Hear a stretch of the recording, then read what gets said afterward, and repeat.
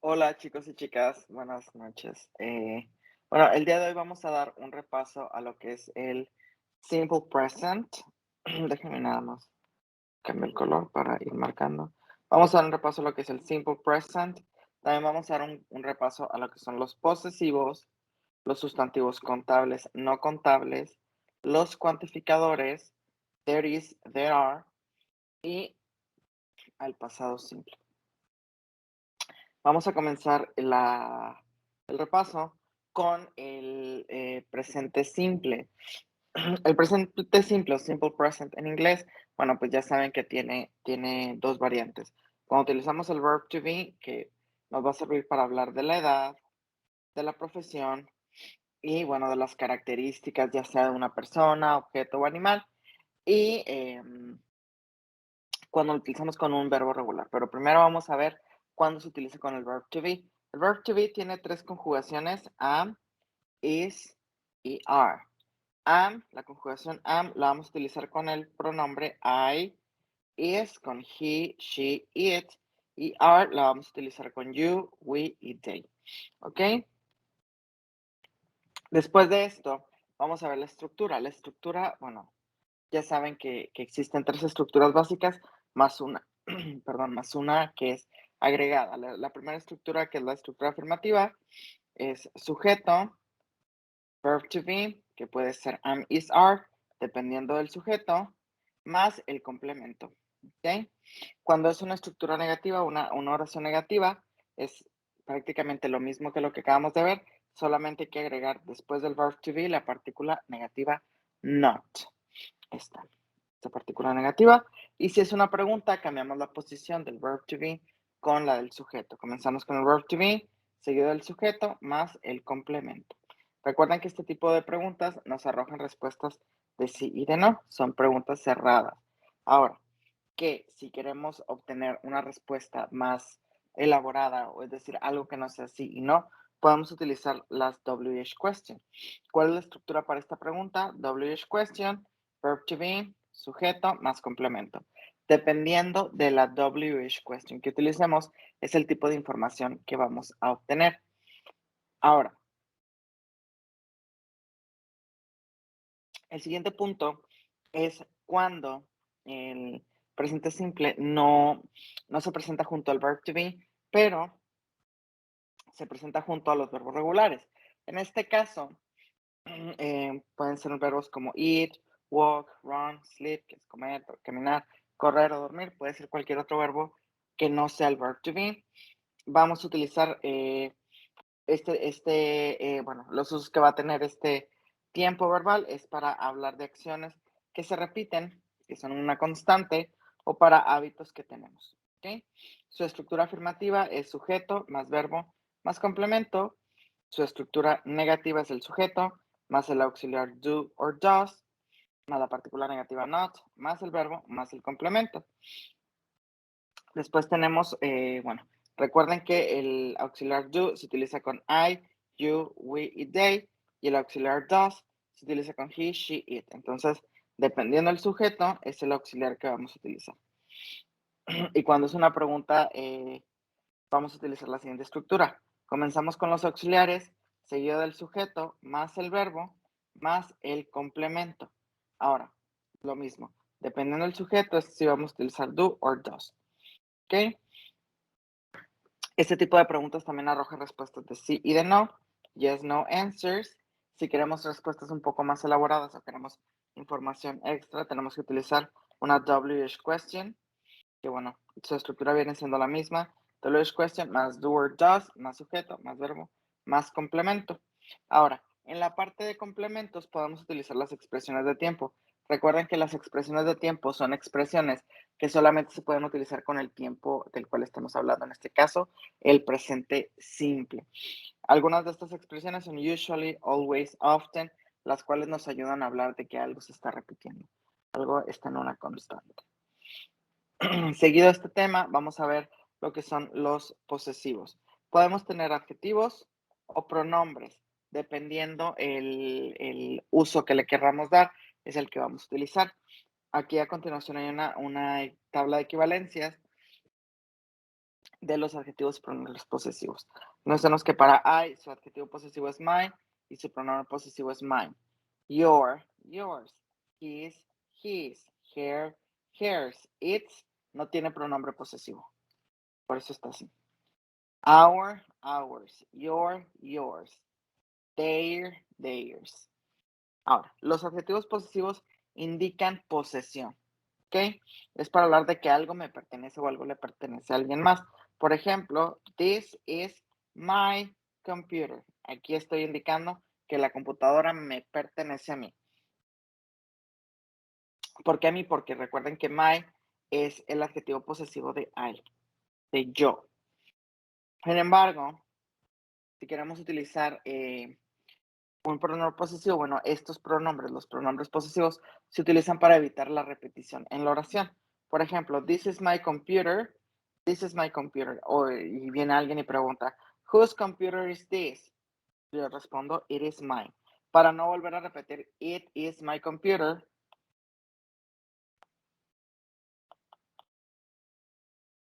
Para no volver a repetir esto, solamente digo, it is mine.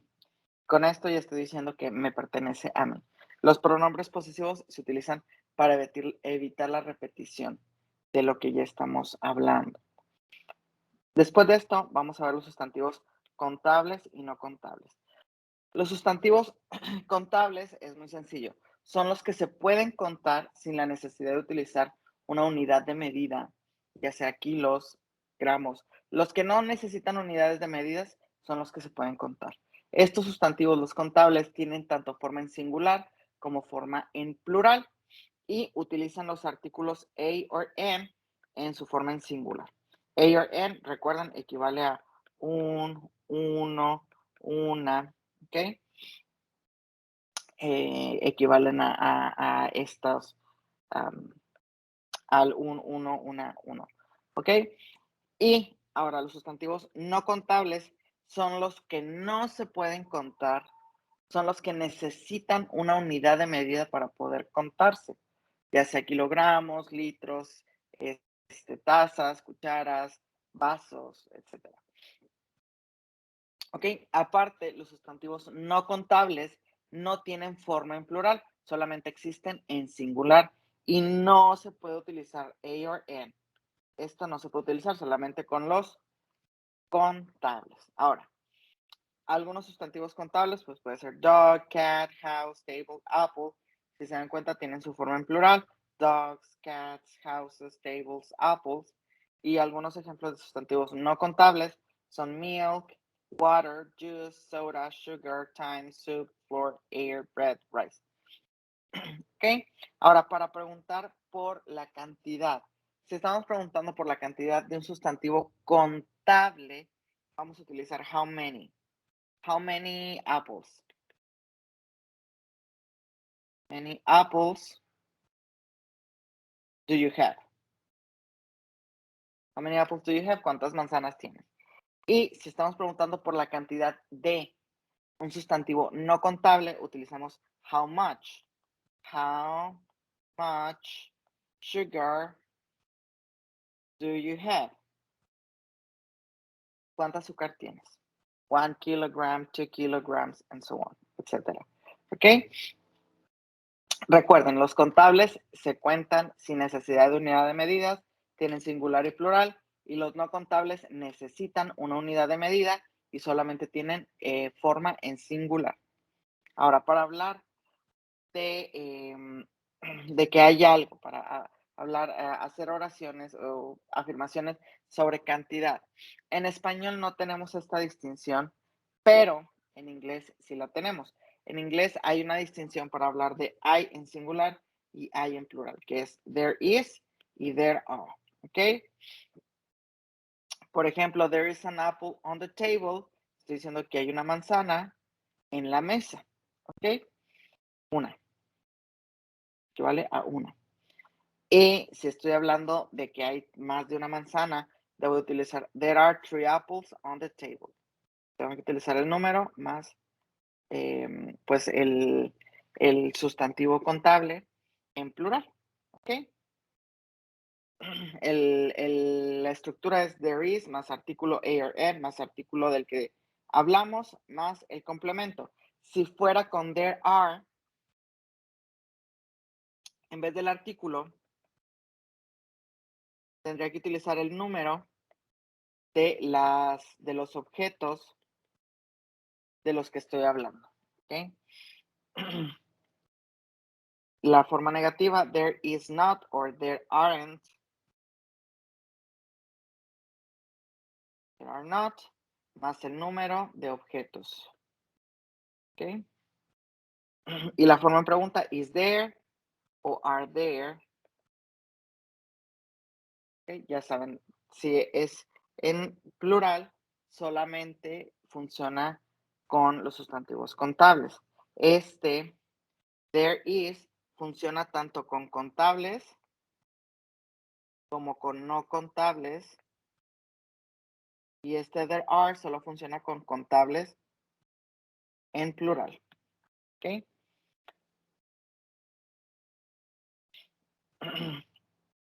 Y bueno, el siguiente tema es el pasado simple o simple past. Recuerden que en el pasado simple tenemos hay dos formas de realizar el pasado. ¿Ok? La primera forma es para los verbos regulares, añadiendo la terminación ed o de al finalizar. Y la segunda forma es para los verbos irregulares, de la cual no hay ninguna forma, no hay una regla exacta para formar el pasado de los verbos irregulares, pero sí hay una lista en la presentación del pasado simple que está en su grupo. ¿Ok? Ahora, el pasado simple también existe en el verb to be, el cual tiene dos formas, was, were. Vamos a utilizar was con I, he, she, it, y vamos a utilizar were con you, we, and they. ¿Ok? Se utiliza para hablar de lo mismo que el presente, solamente que en el pasado. Es decir, que si en el presente vamos a decir que tengo tantos años, en el pasado es tenía. En el presente soy maestro, en el pasado era. ¿Ok? Es para hablar de edad, profesión y características, pero en pasado. Ahora, la estructura para esta oración, pues es sujeto más verbo en pasado más complemento. Para la oración afirmativa, para la negativa es sujeto más did not más verbo en presente más complemento. ¿Por qué no utilizamos el verbo en pasado? Porque ya está aquí, en el did. Ya tenemos el pasado en el did. Y no puede haber dos cosas en pasado dentro de la misma oración. Bueno, sí, pero luego lo vamos a ver más a fondo. En este caso, no. Entonces, por eso nada más vamos a dejar el did en pasado más el verbo en presente. Y cuando es una pregunta, respuesta sí, no, de tipo cerrado, pregunta cerrada, utilizamos did más sujeto, más verbo en presente, más complemento. Y si queremos obtener más información, utilizamos una WH question, más el did, más el sujeto, más el verbo en presente, más el complemento, y bueno, el signo de interrogación, porque es una pregunta. Ejemplo, what did you eat yesterday? Did en pasado, eat en presente. La respuesta, si es afirmativa, I ate mole. Ate es el pasado de eat. Y si es una respuesta negativa, vamos a dejar didn't en pasado más el verbo en presente, que es eat. I didn't eat anything. No comí nada. ¿Ok? Y pues bueno, esto sería el repaso de modo rápido de lo que fue la sesión del día de hoy. Una disculpa de antemano, chicos y chicas. La sesión desafortunadamente no se pudo grabar, pero quise volver a grabarla al menos de forma rápida y concisa lo que se vio dentro de la sesión para que puedan repasar para el examen. Em, como ya lo he mencionado, les pido una disculpa. Hay cosas que se nos salen de las manos. En este caso, pues, la grabación de la sesión, yo pensé que se estaba grabando y desafortunadamente no fue así. Una disculpa nuevamente y bueno, espero que este repaso rápido les sirva a todos aquellos que no pudieron estar en la reunión. Y para quienes queden con alguna duda con respecto a cómo formar el pasado, cómo hacer una pregunta sobre cantidad o una oración sobre cantidad, pues bueno, me pueden mandar un mensaje y con gusto lo realizamos, lo vemos y lo solucionamos. Muchas gracias, chicos, muchas gracias, chicas. Que tengan bonita noche y bueno, nos vemos la siguiente semana. Una disculpa y hasta luego.